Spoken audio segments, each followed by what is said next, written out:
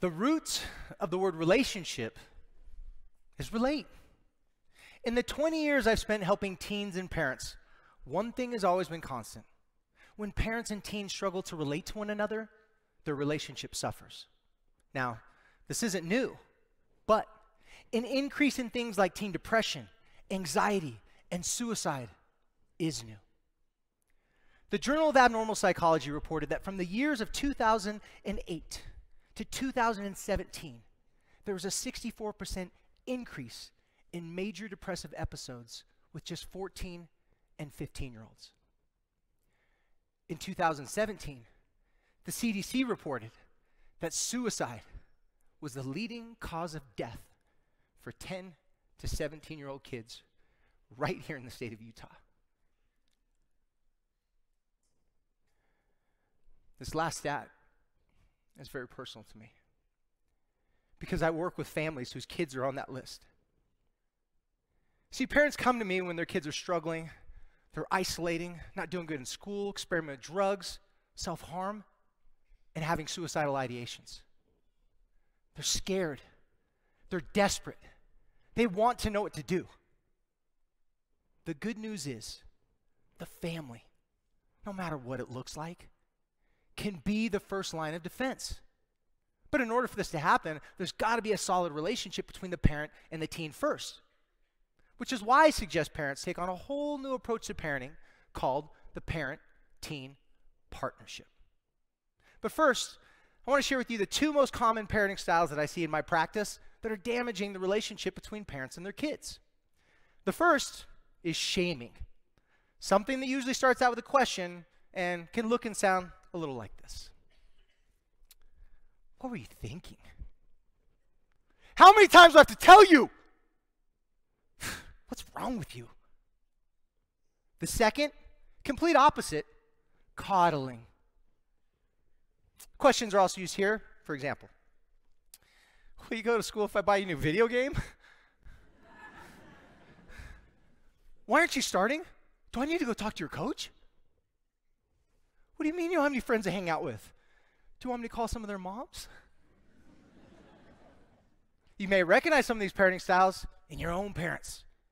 That's because they've been the go-to methods for generations. The problem is, they're outdated. Both come with good intentions to motivate and to protect your child, but the message isn't being received. This is actually why I created something called the Parent-Teen Partnership Model and the Parent-Teen Partnership Agreement. Unlike shaming and coddling, partnering helps you build and strengthen your relationship with your teen. Partnering also uses a totally different language style. Instead of using ridiculous questions, partnering uses statements, for example, that can look and sound something like this. Yeah, I got the feeling you've had a rough day. I don't know if you have, and I don't even know if you'd want to talk to me about it. But if you did, I'd love to listen. Now I want to share with you a real-life example of a mom and a daughter that I worked with that did the Parent-Teen Partnership Agreement. Mom came to me looking for help for her daughter, Ashley. Ashley had been struggling with depression, anxiety, self-harm, and at times she was suicidal. When they first came in to see me, they couldn't relate to each other, and they were complete enemies. Mom had taken her phone and her friends away from her and had Ashley on complete lockdown. The first thing I made mention to them, though, is that this agreement's success was contingent upon their willingness to negotiate, compromise, and then just follow the agreement. Second, I told them I wanted them to tell the other person what they wanted them to work on the agreement. Oh, and they had plenty of things they wanted the other person to change. For example, Mom wanted Ashley to stop rolling her eyes at her. And, right? You guys know that one, right? And Ashley wanted Mom to quit freaking out so much. That one happened a lot. Well, I told them that this agreement had to be more measurable instead of emotional. So Mom said, okay. But in order for Ashley to earn back my trust, I need to see her effectively manage her school, her phone, and her friend time. I said, great idea. But let's give Ashley something to motivate her with first. So how about this? If she follows the agreement for 3 weeks in a row, let's give her back all of her privileges and even give her a chance to negotiate for more. Then I added, we should also surprise Ashley by telling her she can have 1 hour phone time a day the very first week before she's even earned it, just to show her that you're thankful and you're reasonable. I had mom up until the last part. This scared the crap out of mom. Mom was like, what? Give her back her phone, her friends. That's what we normally fight about. And here I am telling her, yeah, give it back to her before she's even earned it. But mom was smart. Mom knew something was at play here. So mom agreed. Let me tell you, the look on Ashley's face when she saw that her mom, by the way, that she was begging, can I just check my messages for 5 seconds? Because you know it's always longer than 5 seconds. And she couldn't even get her mom to do that. And now her mom's going to give her back her phone every day a little bit. In just 3 weeks, she can earn back all of her freedoms. Ashley all of a sudden was, this actually sounds like a really good idea, this agreement. So Ashley agreed to the following. No more than 3 tardies in a week. No more than 3 missing assignments in a week. No unexcused absences. Turn in your phone on time at night. And when you're out with your friends, just come home on time. When mom saw that Ashley was all in, mom was like, I better step up my game. And so she agreed to some of the agreements that Ashley had. The first one was no constant reminding Ashley of the rules of our agreement to save her from failing. The second, don't check her grades and her attendance every other hour, just once a week. The third, no criticism or sarcastic remarks about her progress or lack thereof.